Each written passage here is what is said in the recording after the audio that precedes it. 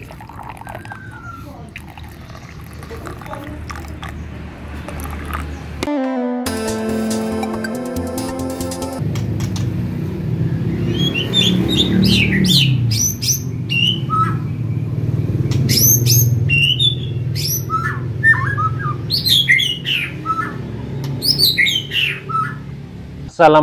warahmatullahi wabarakatuh.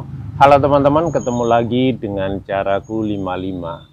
Kali ini saya akan membahas yaitu ciri dan tanda murai batu overbirahi dan cara menangani dan rawatannya. Murai batu yang overbirahi atau istilahnya itu OB teman-teman, itu mempunyai ciri dan tanda-tanda tertentu saat harian maupun lomba. Yang pertama, tanda pertama yaitu burung berkicau pelan tetapi dia sambil merayu. Yang kedua, burung nempel jeruji saat dilombakan dan dia juga pasang badan. Hanya pasang badan dan tretekan saja.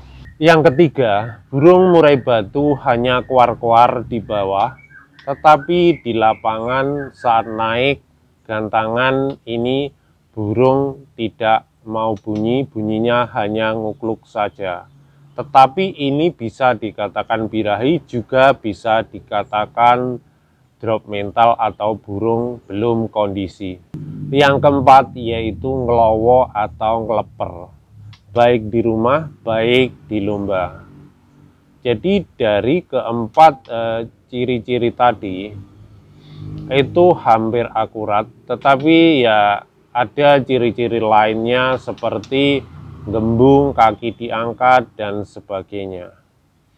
Dan bisa ciri lain yaitu konsumsi jangkrik, dia tidak begitu suka. Ini juga mengindikasikan faktor birahi karena dia sudah memprotek sendiri burungnya. Konsumsi jangkriknya biasanya seperti itu. Bila keadaan seperti ini, bagaimana cara menanganinya? Pertama yaitu konsumsi jangkrik dipangkas teman-teman. Jadi misalkan 7 diturunkan jadi 55 atau 33. Ini yang pertama, kita pangkas jangkrik. Kalau menggunakan kroto kita hilangkan krotonya. Tanpa kroto hanya jangkrik sama fur saja. Yang kedua yaitu dengan mandi. Mandi bisa mandi pagi. Biasanya kalau burung yang birahi ini cocoknya mandi pagi, setelah agak kering baru dia dijemur. Ini menurut saya cocok. Bisa juga mandi malam, tapi untuk mandi malam juga memang ekstra hati-hati, harus diperhatikan kondisi kesehatan pada burungnya. Jika tidak sehat atau cuaca dingin, sebaiknya untuk mandi jangan dilakukan waktu malam. Yang ketiga, konsumsi EF ekstra puding tambahan ini bisa diberikan yaitu menggunakan cacing. Cacing yang merah itu seminggu 3 kali, misalkan pagi aja sekitar 1, jangan banyak-banyak. Kalau banyak-banyak nanti malah birahi. Atau bisa juga menggunakan ulat bambu atau kandang. Itu seminggu 3 kali untuk menurunkan birahi selain jangkrik. Jangkrik tetap diberikan tapi porsinya ini agak rendah. Jadi ini beda dengan cabul ya teman-teman. Ini saya membahas hanya untuk birahi saja.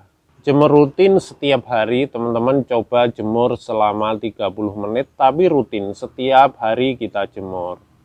Ini untuk menurunkan birahi, tapi emosinya ini nanti dinaikkan teman-teman.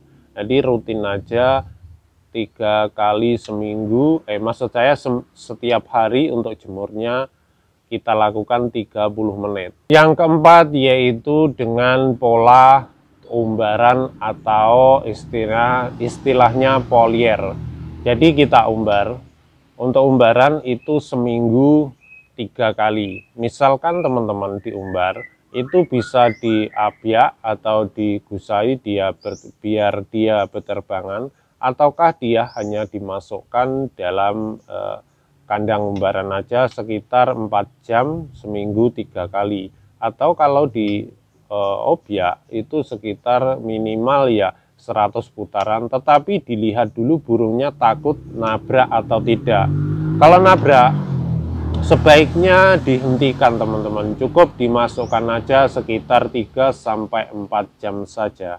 Yang kelima, itu bisa menggunakan alternatif lain. Kalau saya itu menggunakan daun kemangi. Jadi daun kemangi di sini kita rebus, kemudian airnya kita berikan pada burung. Untuk pemberian itu selama minimal 3 hari dulu pertama, 3 hari sampai 5 hari. Itu sedikit aja ya. Kalau ukurannya sedikit, pokoknya sedikit, sekitar kalau ya 1 sen. Untuk minum yang setengah cepuk itu cukup sekitar 1 sendok teh atau 1,5 sendok teh. Jadi misalkan rebus, kita kemangi sekitar 7 lembar kayak gitu ya. Kita rebus dengan air atau kita cuma cor banyu panas saja juga bisa. Itu sekitar 1 gelas kayak gitu. Ditunggu, kalau cuma diseduh tanpa direbus juga bisa. Air kemangi dimasukkan gelas, kemudian diseduh baru diberikan pada burung. Ini juga bisa teman-teman. Jadi kita harus mengenali dulu faktor birahi pada burung. Benarkah birahi atau kan emosi? Karena hampir sama, tapi mempunyai perbedaan antara birahi sama emosi. Terkadang kalau cabul itu faktornya cenderung ke emosi. Jadi teman-teman, hanya itu kita terapkan secara rutin ya. Itu memang ya perlu waktu. Bisa juga teman-teman diembunkan setiap pagi atau seminggu dibatasi, dilihat kondisi burung. Jika terlalu gembung, sebaiknya embunnya dikurangi. Dan hal lain, teman-teman harus jauhkan dulu murai ini dari murai lain dalam rumah, disendirikan atau diisolasi ya istilahnya. Jadi memang benar-benar harus dijauhkan dulu, biarkan dia menurun birahinya. Nanti kalau sudah menurun ya kita masteri lagi, masteri seperti biasa. Sementara masteran juga kita jauhkan dulu teman-teman. Usahakan ini saat di rumah bisa kerodong siang aja, seperti harian kita kerodong. Untuk mandinya sudah saya bahas di depan tadi ya, seperti itu teman-teman. Jadi mungkin teman-teman ada pertanyaan, silahkan ditanyakan di kolom komentar atau di WA saya. Yang biasa WA saya letakkan di deskripsi video teman-teman.